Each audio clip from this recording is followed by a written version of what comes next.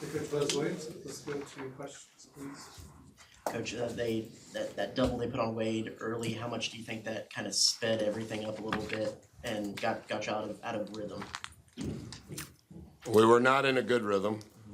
I think the decisions we made on the backside of the trap were not always the best.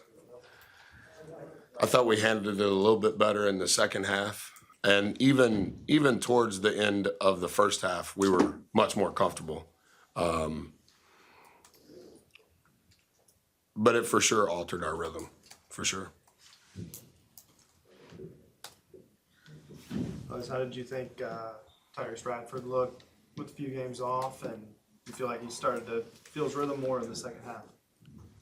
Yeah, I think he probably felt a little bit more traction in the second half. It doesn't make physical sense because we're talking about elite level athletes, but the kind of your pace and your rhythm when you're not playing games and not practicing, it's not because he's out of shape per se. It's just, hey, I haven't done this in a while and I need some possessions to kind of get going. And this is a fast game to try to gain traction in. But I'm thankful that he's back. We missed him terribly. And I'm glad that he was released and able to play. In most of your games so far this season you've won, you've had big performances out of your big top three guys. Mm-hmm. Is the next step to this moving forward finding a little more consistency with that Yeah. next tier of guys? I thought Mo was really good. I thought Andy was through the roof good. I think the recipe that we have is right. I think our guys believe it. I think we've had success with it. I think that we were too inconsistent following that too often. That's a credit to them. As I mentioned to you guys, arguably as good a roster has been here in a long time. We weren't terrible at anything. We just weren't good enough. We didn't reach our average in offensive rebound percentage. We didn't reach our average in defensive rebound percentage. We fouled way too much, particularly in the first half. It kind of got back settled in the second half. Our turnover percentage was way too high. And as we talked about the other day, all of those things for us, they're all interconnected. And so turning the ball over 17% of the time, that's too high because that's going to negatively impact our offensive rebound percentage. I mean, I think it was 49% going into the night. And our offensive numbers, they were fine. We just turned the ball over too much. We shot more balls than they did. But we fouled too often, but we didn't get enough stops. Their offensive numbers were distinctly better. And that's as much our defense as it is how did Ford play offensively. What was your message to the team after the game? I think that they prepared great. I think our staff was great in preparation. They were excited to play. I think this week, if you count today as the first day of the week, I think this week is what we're about to do the next 10 weeks after Christmas. And so this is good preparation for us emotionally. It's good preparation for us mentally. It's good preparation for us physically. And I'm not sticking up for our guys, but I think they're really good people who care a lot. And I think that it's been a long time since we lost a game here. And I think there was some emotional, like, this is not how it's supposed to go. And they knew it in real time. And then it would be a possession or two before they responded emotionally back the right way. And you can't play with 3 or 3.5 guys when their spirits are not at the highest point that they should be. There's going to be runs. There's going to be things that don't go well. There's going to be things that are not perfect. But we, Buzz included, we have to be better when things are rough in making sure that emotionally we're still where we need to be. And I think it was like, I missed that. I missed that assignment. I didn't execute that. And then it would be a possession down or back where mentally they're like, I wasn't supposed to do that. That wasn't how it's supposed to go. And so we've got to learn from that, and we have to respond better. That's not our players. That's our organization, including me. We all have to be better. How does Vanny take what he did today and kind of build off that and sustain? And what was it that he was doing that was so effective? A little bit of what Travis said. I think without kind of saying it out loud because it's somewhat tactical, Wildens, I think we've discovered when he is his best relative to what the opponent's doing. Mo, I think we have discovered when he is best relative to what the opponent is doing. And the one thing to Mo's credit, obviously he was a big minute guy in the NIT year. Breaking his hand was hard for him.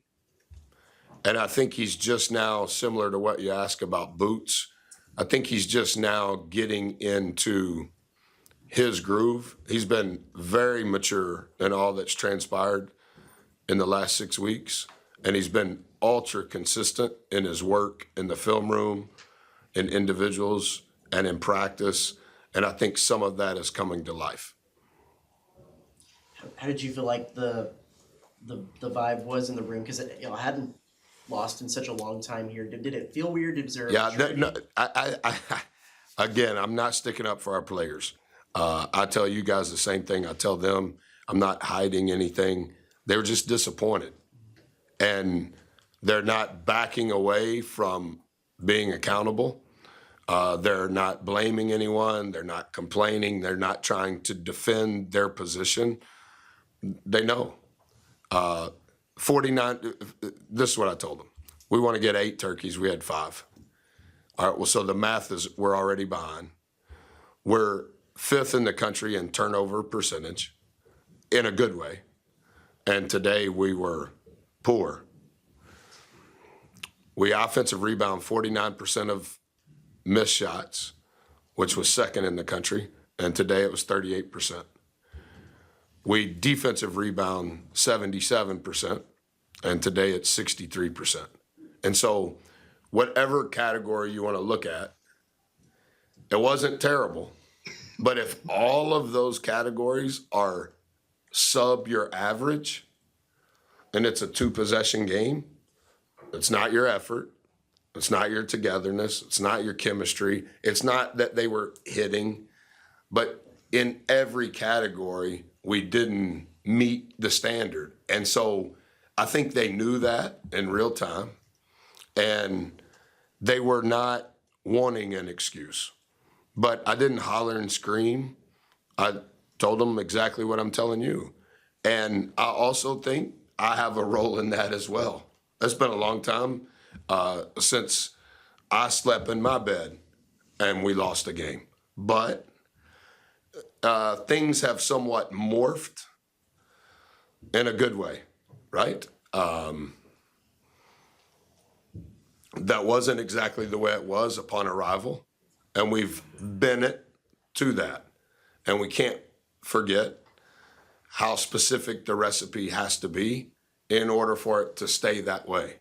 And we also have to be aware that instead of saying you can win at Texas A&M, that there is some discussion of playing here and getting a win is ultra special because we've had such success. And so with that role reversal, so to say, even though most of those guys have been a part of that evolution, because they've been a part of it, they're somewhat unaware of, they don't want you to have the ball in your hands.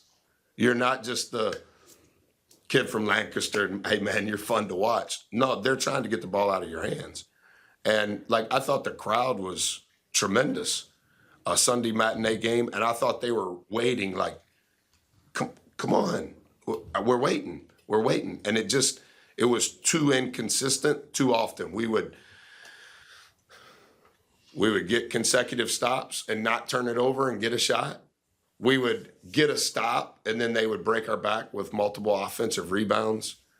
We would defend until late in the possession and then foul. It happened a lot in the first half. 8 was otherworldly in the first half. I thought our adjustments to him specifically in the second half were good, but they are as good as anybody in the country at attacking the rim off the bounce with multiple players. We didn't give them the percentage of shots they typically get at the rim. We did better with that, but the percentage that they scored at the rim was too high. And then it's hard when a team makes 22 free throws. They're scoring 30% of their points from the free throw line. That's just too many sub categories where we weren't good enough. So I just think they were disappointed. Do you approach this week as a lot to look forward to? Number 3 team in the nation at the closest NBA venue as well? Yeah, Kim Palm, have you noticed this? I don't know why I've been doing this so long. I'm not as technologically sound as you are, but I have made progress. He calls it a semi-away game.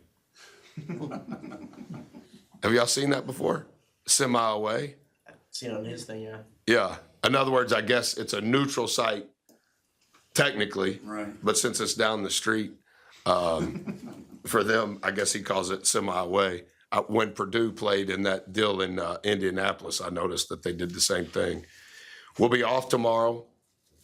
Tuesday will be an us day, which will be good. We'll be able to diagnose some of this with clips to give us evidence of where we need to improve. I do not know a lot about Houston. I think Coach Sampson is literally a Hall of Fame coach today and should have already been in the Hall of Fame. I think in the net, they're probably 1 or 2. They offensive rebound the ball better than we do. They create more turnovers than Memphis does. So in some respects, I think some of the principles that we were trying to accomplish today, it will be even more magnified on Saturday. All right, that's a wrap. Thanks. Thank you, guys. Thank you.